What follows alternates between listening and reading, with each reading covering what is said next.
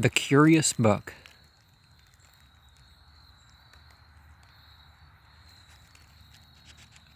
Complete. The foregoing review of the great work of G. Ragsdale McClintock is liberally illuminated with sample extracts. But these cannot appease the appetite. Only the complete book unabridged can do that. Therefore, it is here presented. Mark Twain. The enemy conquered. R. Love triumphant. Sweet girl, thy smiles are full of charms, thy voice is sweeter still, it fills the breast with fond alarms, echoed by every rill.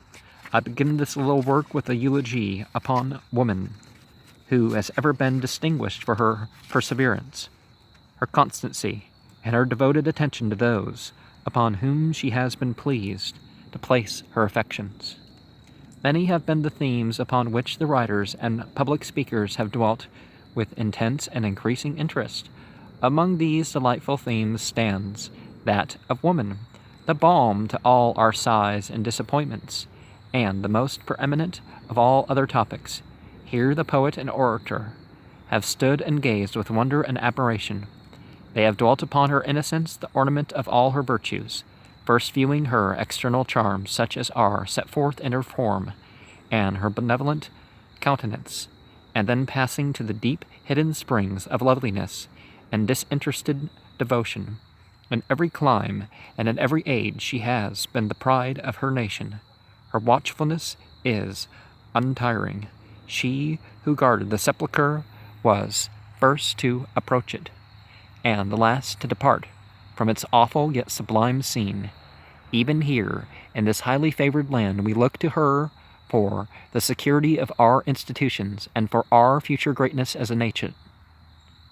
But, strange as it may appear, woman's charms and virtues are but slightly appreciated by thousands. Those who would raise the standards of female worth and paint her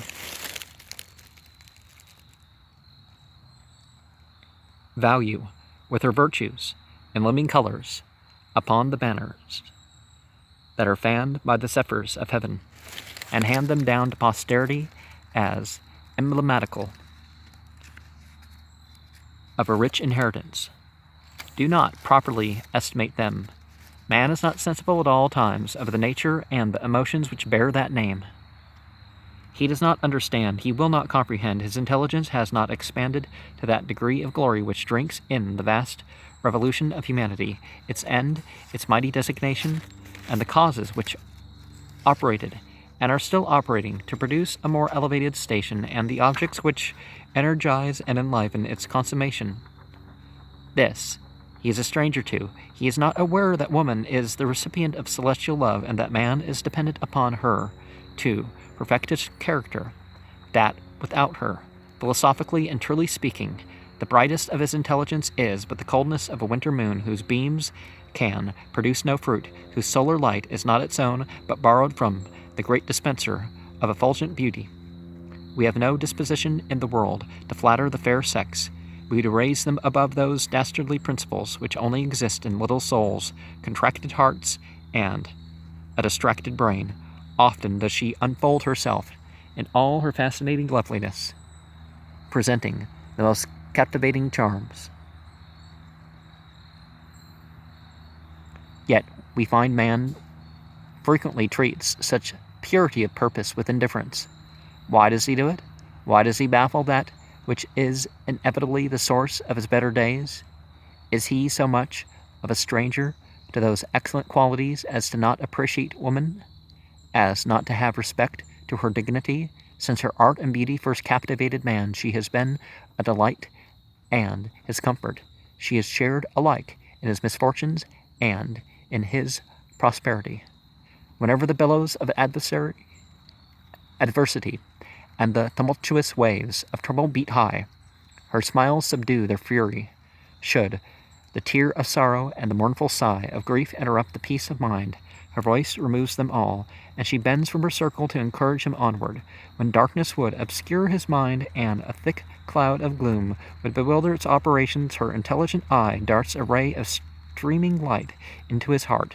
Mighty and charming is that disinterested devotion which she is ever ready to exercise toward man, not waiting till the last moment of his danger, but seeks to relieve him in his earliest afflictions.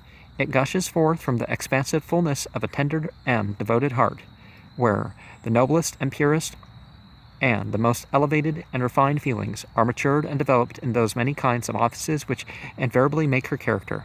In the room of sorrow and sickness, this unequaled characteristic may always be seen in the performance of the most charitable acts. Nothing she can do to promote the happiness of him who she claims to be her protector will be omitted.